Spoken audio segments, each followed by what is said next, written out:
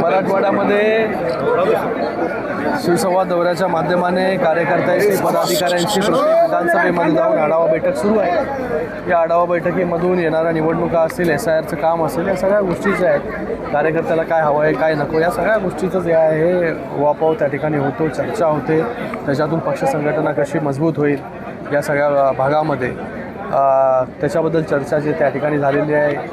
कोण कुठली जबाबदारी घेईल, कशा प्रकारे येणाऱ्या काळामध्ये पक्ष संघटना प्रत्येक जिल्हा परिषद गटामध्ये, पंचायत समितीमध्ये, ग्रामपंचायतीमध्ये वाढेल, याच्यासाठी सगळ्यांनी कसं काम करायचं याच्यावरती चर्चा झाली। पक्षप्रवेश देखील झालेला आहे। भरपूर पक्षप्रवेश झाले, भरपूर वेगवेगळ्या पक्षाचे कार्यकर्ते, पदाधिकारी जे आहेत हे शिवसेनेमध्ये शिंदे साहेबांवरती विश्वास दाखवून जे आहेत त्यांनी प्रवेश केला। खऱ्या अर्थानं राष्ट्रवादी काँग्रेस पक्षामध्ये मी 2019पासून मी राष्ट्रवादी पक्षामध्ये काम केलं आणि 2019मध्ये जी पार्श्वभूमी होती त्यापूर्वी मी काँग्रेस पक्षामध्ये मी काम केलं।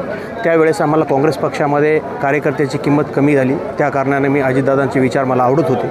अजितदादाचे विचार आवडल्यामुळे मी अजितदादासोबत काम करण्याचा निर्णय घेतला आणि तिथं मी तालुका अध्यक्ष म्हणून 5 वर्ष काम केलं, जिल्हाध्यक्ष म्हणून 2 वर्ष काम केलं। त्यामध्ये अनेक निवडणुका झाल्या। मार्केट कमिटी निवडणुकीला आम्ही पूर्ण पॅनल तयार केलं, 2 जागा आमच्या निवडून पण आल्या। त्यानंतर DPDC मेंबर मला दादांनी केलं, जिल्हा नियोजन समिती केलं आणि जिल्ह्यामध्ये जेव्हा 2 गट झाले त्यावेळेस एकमेव मी असा तालुका अध्यक्ष होतो की दादासोबत मी भुजबळ हॉलला म्हणजे माझ्यासोबत 7 पदाधिकारी घेऊन गेलो, पूर्ण अख्ख्या जिल्ह्यामध्ये पूर्ण बांधणी केली। त्यानंतर दादांनी पण सहकार्य केलं, आम्ही काम पण चांगलं केलं। मध्यंतरीच्या काळामध्ये विधानसभेच्या वेळेस अनेक आपल्या जिल्ह्यामध्ये उलटफेर झाले, म्हणजे आम्ही ज्यांच्या विरोधात काम केले ते महायुतीमध्ये आले।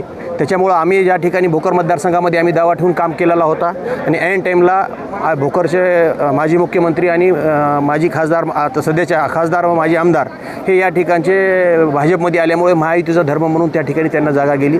त्यानंतर आम्ही जरांगे पाटलाकडून निवडणूक लढवण्यासाठी आम्ही उत्सुक प्रयत्न केला आणि पक्षाचा रीतसर राजीनामा देऊन लढला। त्या ठिकाणी जरांगे पाटलांना यश आले नाही, त्यामुळे त्यानंतर आम्हाला नगर परिषदेला दादांनी आम्हाला शब्द दिलता, माझा पुनर्मजेने पक्ष प्रवेश घेऊन दादांनी आम्हाला शब्द दिला।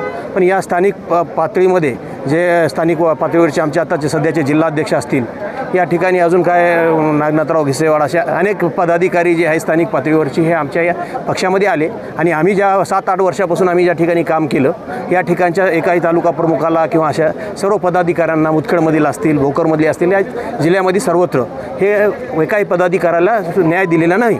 त्या कारणाने आम्ही सर्व पदाधिकारी नाराज होतो आणि त्यानंतर आम्ही शिवसेनेत जाण्याचा विचार केला।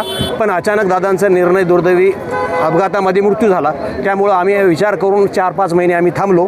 त्यानंतर आज या ठिकाणी माननीय उपमुख्यमंत्री एकनाथजी शिंदेसाहेब यांचे आम्हाला दादानंतर जर कोणी आम्हाला वाली असेल असं वाटलं तर एकनाथ शिंदेसाहेब होते।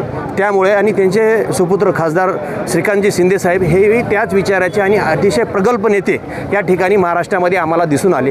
त्यामुळे आमच्या युवकांना त्या ठिकाणी संधी दिसली, म्हणून आम्ही त्या ठिकाणी त्यांच्या विचारावर ज्या ठिकाणी राष्ट्रवादी वाढवलं त्याच प्रमाणात शिवसेना आम्ही या ठिकाणी वाढवण्याचा निर्णय घेतला। आज माझ्यासोबत 45 पदाधिकाऱ्यांनी भोकर, मुदखेड, अर्धापूर या ठिकाणच्या 45 पदाधिकारी गेले। येणाऱ्या काळामध्ये भोकर येथे मोठा मेळावा घेऊन अनेक जिल्ह्यातील पदाधिकारी आणि विविध पक्षातील पदाधिकारी या ठिकाणी प्रवेश घेणार आहेत। या ठिकाणी चिंचाळगावचे सरपंच असतील।